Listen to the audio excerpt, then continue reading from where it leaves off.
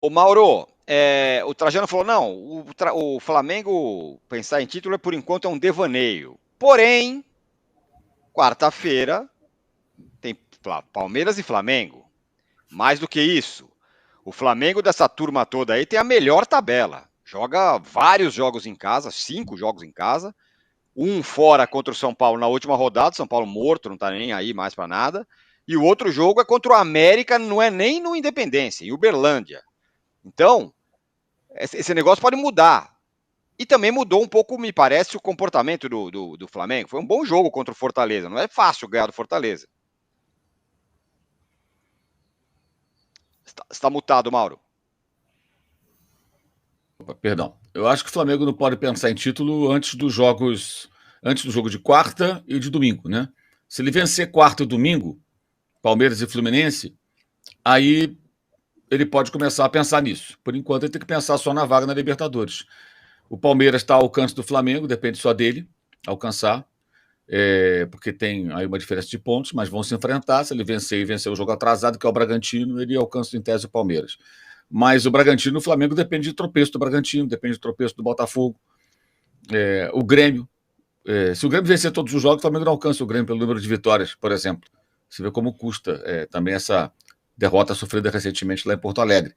É. Então, acho que são etapas, né? Para o Flamengo pensar nisso, ele teria que vencer esses jogos. Tem que pensar só na vaga na Libertadores, que já é o bastante nesse momento, né? E ontem eu achei que fez um bom jogo. O Fortaleza só tinha perdido em casa para o Cuiabá, que é melhor fora do que em casa, 1-0, e para o Bragantino. O Red Bull Bragantino fez 3-0 lá. E o Flamengo venceu bem. Teve ali alguns momentos, claro, que teve a bola na trave, teve um chance lá do Lucero de cabeça, mas estava impedido, me pareceu. Criou ali algumas chances do Fortaleza, mas não foi um jogo em que o Flamengo sofreu enormes sustos, conseguiu ter um bom controle da partida. Nas circunstâncias desse estágio, é isso. Achar que num passe de mágica vai jogar por música, vai envolver o adversário, isso é balela, isso aí é devaneio. Aliás, a questão física continua sendo um sério problema, né? O time morre. Aí você para pensar, o Flamengo tinha no início do ano um preparador físico, que era o Mário Martins, que não foi nem o Vitor Pereira que trouxe. Esse cara trabalhou com o Jorge Jesus e o Flamengo o recontratou. Aí quando demitiu o Vitor Pereira, ele foi junto também, né? Aí entrou o Sampaoli. Aí o Sampaoli levou lá o Pablo Fernandes. Aí o Pablo Fernandes deu um soco na cara do Pedro e foi embora.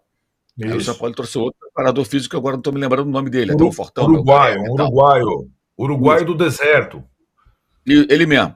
Aí chegou Uruguaio do esse novo deserto. profissional, o terceiro, tá? E agora é o Fábio Massaridian, que era da seleção com o Tite, que trabalha sempre com o Tite. 4 preparadores físicos. Cara, cada um tem uma forma de trabalhar, cada um pega a herança do outro, o bonde andando, até o cara avaliar o elenco. Não tem tatu que resista, meu amigo, sabe? Assim, enquanto o Marcos Braz e o Landim e a Flá Mimimi também, né, que patrocina essa palhaçada, ficarem trocando de técnico, vai ser sempre assim, você não tem consistência física, técnica, nada. Nada. Aí agora querem que o Tite e a equipe dele façam um milagre, que é o time jogar por música em 5 jogos. Não vai acontecer.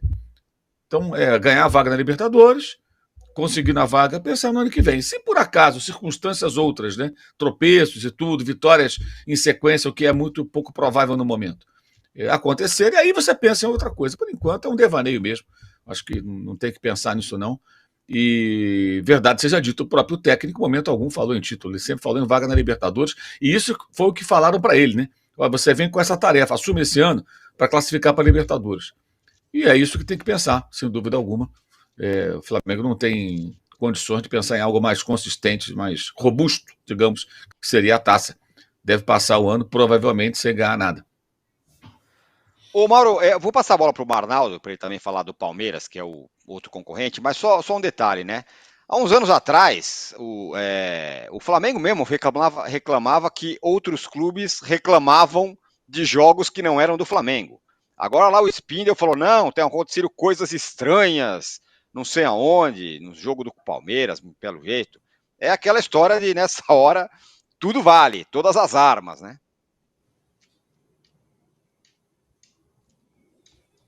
É para você mesmo, Mauro. Você está multado outra vez. Deu uma estabilidade aqui, não escutei o que você me perguntou no final, perdão. Não, eu perguntei o seguinte, o que nos outros anos recentes, quando, por exemplo, o Galo reclamava de que o jogo do Palmeiras tinha acontecido alguma coisa, ou o jogo do Flamengo, a diretoria, ou os flamenguistas falavam, isso é um absurdo, estão reclamando de jogo que não é nem dele, que foi mais ou menos o que o Bruno Spindel fez agora. Reclamou da arbitragem de um outro jogo, que não era nem do Flamengo. E o que eu perguntei nessa hora de decisão, todas as armas estão valendo. Ele queria eu acho tudo isso muito ridículo. Eu acho que nenhum deles tem que ficar reclamando toda hora. É uma chatice quando o Atlético reclama, quando o Flamengo reclama, quando todos eles reclamam. São as malas. Entendeu? Ontem acabou o coletivo do técnico, foi lá o Bruno Spindel fez um pronunciamento. E assim, é um pronunciamento. Então você abre para o jornalista perguntar e questionar, por exemplo, o que você está falando. Se é que alguém iria questionar, mas talvez alguém questionasse. Vai fazer um pronunciamento. Entendeu? Pode até ter dose de razão, como muitos têm, quando criticam, a gente critica também a incoerência do VAR e tudo, mas, honestamente, aquilo aqui é para mostrar serviço.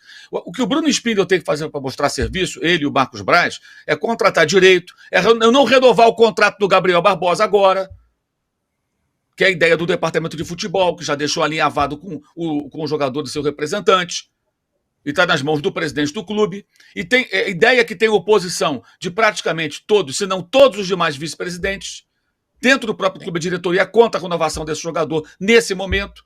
O Flamengo não sabe se terá receita de Libertadores ano que vem, e como vai comprometer, já dando aumento para jogador de futebol que tem contrato até o final do ano que vem. Isso é uma inconsequência, é uma irresponsabilidade, isso é má gestão. É sobre isso que ele deveria falar. O Bruno Spindel, o Marcos Braz. Mas aí o Blandy também não dá entrevista ali. Às vezes ele me responde no WhatsApp quando eu pergunto coisas. Mandei um monte de perguntas para ele, Marcos Braz, agora no sábado. Não responderam, dificilmente responderão. Especialmente sobre os equívocos de gestão e os arrependimentos que poderiam ter. Será que se arrependem? Eu acho que não tem o menor cabimento. Isso, quando a gente fala aqui dos outros clubes, vale no Flamengo também, óbvio. Óbvio, é um chororô chatíssimo, um nhenhenhen, uma vitimização. Entendeu? O Flamengo está enrolado por culpa do Flamengo, principalmente. A arbitragem pode acertar aqui, errar ali, é outra história. Agora o Flamengo está passando em seca esse ano por incompetência dele, Flamengo. E principalmente pela troca constante de treinadores, tá? Direto. Trocando sem parar. Quer um paralelo? O Almiron pediu o boné lá no Boca. Se ele não pede boné, ele toma o pé no traseiro. Porque no Boca é assim, não ganha Libertadores, não importa que foi campeão argentino, já aconteceu. O Schelotto ganhou 2 vezes, perdeu para o River Plate, rua. Já aconteceu com outros. O Russo também foi campeão, rua. O Almiron já pegou o boné dele e foi embora. Aí agora discute, vai ser o Palermo, vai ser o Gago, vai ser o Schelotto, vai ser... E o Riquelme é preservado lá também, né? Quer dizer, são 2 clubes de maior torcida dos seus países, né? Muito controversos, o Boca e o Flamengo. É muito curioso isso, muito curioso. E o Riquelme lá super preservado. Aqui, pelo menos, o Marcos Braz, o Landim, não são preservados, né? Agora, o Riquelme é preservado porque ele foi ídolo, né? E a imprensa argentina baba para ele, embora ele faça várias bobagens, como perder vários jogadores que saíram de graça. Rossi, Almendra, Pavon, o Molina, da seleção argentina, tudo saiu de graça, por incompatibilidade com o Riquelme, que foi um craque, mas como dirigente não é bom. Muito bem. Apenas para informar quem não sabe, o Spindel reclamou da cotovelada do Endrick, que mereceria expulsão. Ou seja, o Endrick não jogaria contra o Flamengo no meio de semana.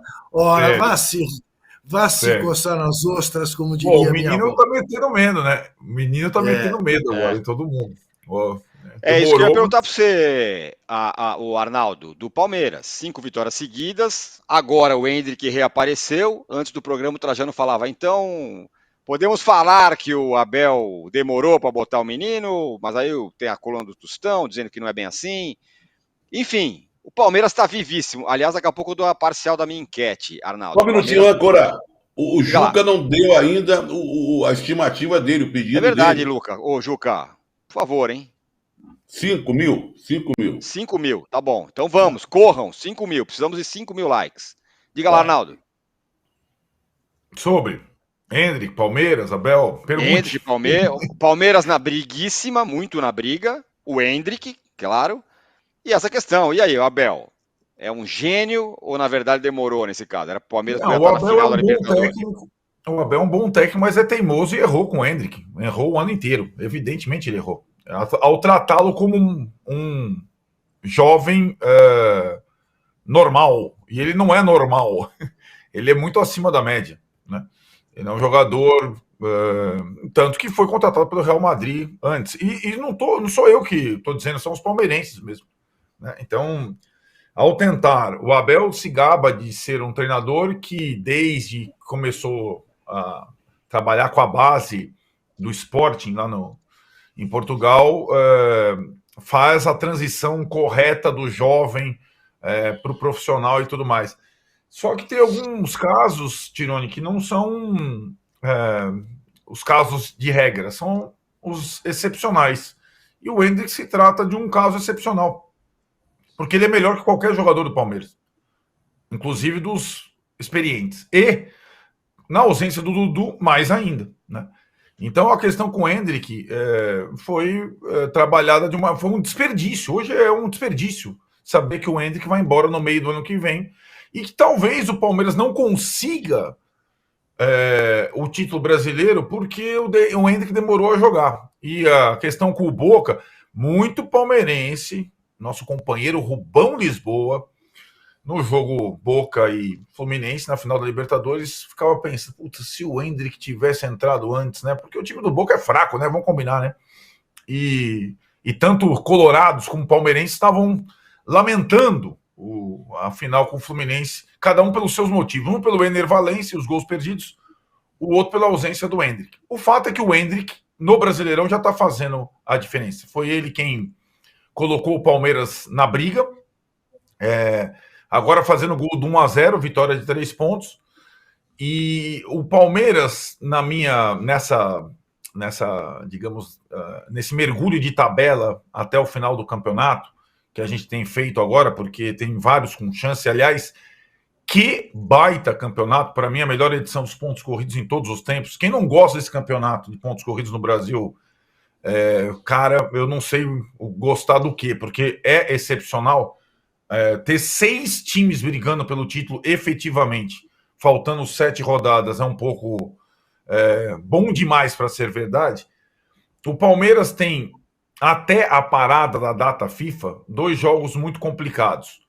Contra o Flamengo no Maracanã, óbvio, e é por isso que o Spindel falou, é a rivalidade maior nos últimos tempos. E contra o Internacional, que é um time muito imprevisível na Arena Barueri. O Internacional é capaz de grandes partidas e partidas medonhas. Curiosamente, tem feito partidas melhores até longe do Beira-Rio. Então é uma questão a se analisar. E depois da parada da data FIFA, aí saberemos. O Palmeiras não tem jogos atrasados, seus demais concorrentes têm, exceção do Grêmio. Saberemos mais ou menos em que posição estará o Palmeiras. Nas 4 partidas restantes, o Palmeiras vai receber em sua casa, ou como mandante, o América, provavelmente já rebaixado, e o Fluminense já com aquela mala do Mundial pronta. Então, ali, dos 4 jogos, 2 me parecem bem tranquilos, né, nessa parte final. Se o Flamengo tem muitos jogos em casa, o Palmeiras na reta final tem 2 jogos seguidos como mandante contra América e Fluminense. Então, se o Palmeiras vira a parada da data FIFA na liderança, eu acho difícil tirar do Palmeiras o campeonato. Mas tem essas 2 partidas contra Flamengo e Inter. E acho que só é possível fazer essa projeção, fazer essas contas agora, porque o menino Endrick passou a ser titular do time, deixando o Rony da seleção brasileira no banco de reserva, porque ele é melhor que o Rony. Ele é melhor que o Breno, ele é melhor que o Flaco Lopes, ele é melhor que qualquer atacante do Palmeiras. E pena que ele só jogou parte da temporada. Mas ainda dá tempo. Se dá tempo é por conta do Endrick. Você tinha falado um pouco sobre essa história, né, Trajano, antes do programa começar, sobre o Abel, o Endrick não ter sido utilizado antes. Não é uma comparação exata, mas um dos anos que o Palmeiras foi campeão brasileiro aí, teve muito os golzinhos salvadores do Gabriel Jesus, outro cara da base, que depois agora está no Arsenal, né? Aliás, está fazendo uma falta imensa. Jogamos aí sem ele e sem o Odegaard. Por isso que perdemos. E o juiz também favorecendo o outro lado. Não, olha, eu concordo. Apesar dessa coluna do Tostão que eu não li, que foi citada pelo Juca antes do programa, mas agora foi relembrada por você, e quem somos nós para discordar do Tostão, né? Mas aí eu vou discordar. É verdade, porque não é possível. Então o Abel ficou preparando um jovem de 17 anos, que mesmo com uma perna só, é superior a Flaco Lopes e Breno Lopes. Yeah. Ele é superior a toda a família Lopes que você encontrar pela frente. Com uma perna só. Você entendeu? E preparando o quê? Fazendo na academia, na esteira, no seu, ensinando ele a chutar. Você está muito jovem, se prepara, qualquer dia você entra. Sabe? Por mais que ele tenha entrado em alguns jogos e não tenha jogado muito bem, ou não tenha jogado bem, era o cara para se investir. Porque ele é, como o Arnaldo falou, ele é excepcional. Assim como o Vitor Roque também. Depois que o Vitor Roque se machucou, o poder ofensivo lá do Furacão diminuiu, é claro. Aliás, nós temos 2 atacantes para o futuro sensacionais. Um vai para o Barcelona, o outro vai para o Real Madrid. Né? A gente não vai acompanhar tão de perto. Mas certamente vão fazer sucesso lá fora. Ou vão ser jogadores de seleção brasileira, de Copa do Mundo, sei lá o quê. Então, nesse caso, o torcedor palmeirense tem que lamentar mesmo. Mas o Abel vai ter as explicações dele. Não, porque não sei o quê, papai. Agora, tem uma coisa a favor do Abel, que é uma coisa que a gente não é só a favor do Abel, como a favor de qualquer técnico do futebol, no mundo inteiro. A gente não acompanha o dia a dia do futebol, internamente. Né? A gente... eu acho até engraçado, às vezes, alguns comentaristas que falam assim no decorrer do jogo. Eu colocaria o fulano no lugar do fulano. Você sabe lá se o fulano está bem, se o outro está saindo, está machucado, está sendo poupado, não aguenta correr o tempo inteiro, não sei. Então a gente não sabe internamente o que havia para essa proteção em relação a ele. Se for uma questão técnica, é absurdo. Se tinha uma questão mental, não sei o quê, sei lá. De qualquer maneira, fez falta e agora está dando certo. Não sei se dá tempo ainda de agarrar o Botafogo lá na frente. Mas que fez falta, fez. A prova está aí. E tem resolvido a parada. Qual